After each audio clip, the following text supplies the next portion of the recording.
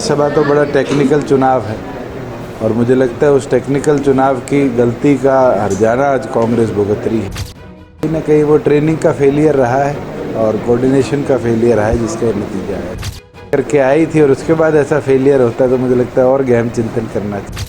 Daily post Haryana देख रहे हैं पर मैं हूं आपके साथ आकृति वर्मा। उप मुख्यमंत्री दुष्यंत चौटाला ने कुलदीप बिश्नोई को लेकर कहा कि वह अगर पार्टी में आना चाहते हैं तो इसको लेकर चर्चा की जाएगी। हालांकि अभी उन्हें आमंत्रित पार्टी में नहीं किया गया, लेकिन कुलदीप बिश्नोई ने कहा कि जेजेपी की ओर से उन्हें अप्रोच किया जा रहा है, लेकिन वह किसी छोटी मोटी पार्टी में नहीं जाना चाहते। वहीं जिसको लेकर उप मुख्यमंत्री ने कहा कि उन्हें अभी आमंत्रित नहीं किया गया और अगर वह पार्टी में आना चाहते हैं तो इसको लेकर चर्चा की जाएगी। ये बात उप मुख्यमंत्री दुष्यंत चौटाला की ओर से कही गई। इतना ही नहीं, कांग्रेस पर हमला बोलते हुए उप मुख्यमंत्री दुष्यंत चौटाला ने कहा कि कांग्रेस को गहन चिंता की जरूरत है। राज्यसभा में चुनाव वह अपनी टेक्निकल गलतियों के कारण हारे हैं। इतना ही नहीं, उन्होंने चिंतन शिविर को लेकर भी हमला बोलते हुए कहा कि कांग्रेस के चिंतन शिविर का उनका कोई लाभ नहीं हुआ। कांग्रेस को खुद गहन चिंता की जरूरत है। ये बात उप मुख्यमंत्री दुष्यंत चौटाला ने कही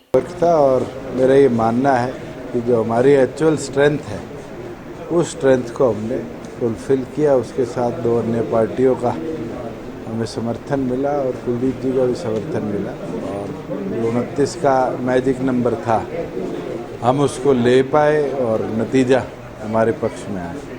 चुनौती थी चुनाव को लेकर? चुनौती तो हर चुनाव में होती है, तो छोटा हो बड़ा हो, और राज्यसभा तो बड़ा टेक्निकल चुनाव है और मुझे लगता है उस टेक्निकल चुनाव की गलती का हर्जाना आज कांग्रेस भुगत रही है। जहाँ वो एक वोट एक नंबर की बजाय अगर टिक मारा तो कहीं ना कहीं वो ट्रेनिंग का फेलियर रहा है और कोऑर्डिनेशन का फेलियर रहा है, जिसका नतीजा है। मंथन की तैयारी में जुट चुकी कांग्रेस, क्या लगता है कि कांग्रेस की अपना ये चिंतन है और अभी उदयपुर चिंतन करके आई थी और उसके बाद ऐसा फेलियर होता है तो मुझे लगता है और गहन चिंतन करना चाहिए। अभी तक तो उनके पद छीने हैं, पार्टी से बर्खास्ता के तो कोई आदेश आया नहीं। अगर आएगा तो उनका राजनीतिक करियर है, वो आगे क्या कदम उठाते हैं वो उनकी सूझबूझ पे है। चर्चा ऐसी भी चली थी कि आपने ऑफर दिया? नहीं, मैं तो कोई ऐसा ऑफर नहीं दिया और संगठन हमारा अगर वो आना चाहेंगे तो जरूर उस पर विचार करें। चर्चा ऐसी भी है कि कुलदीप बिश्नोई बीजेपी ज्वाइन भी कर सकते हैं। मैंने बोला कि वो उनकी राजनीतिक सूझबूझ होगी कि वो अगला कदम क्या उठाएंगे। निकाय चुनाव चल रहे हैं, क्या स्थिति रहने वाली है?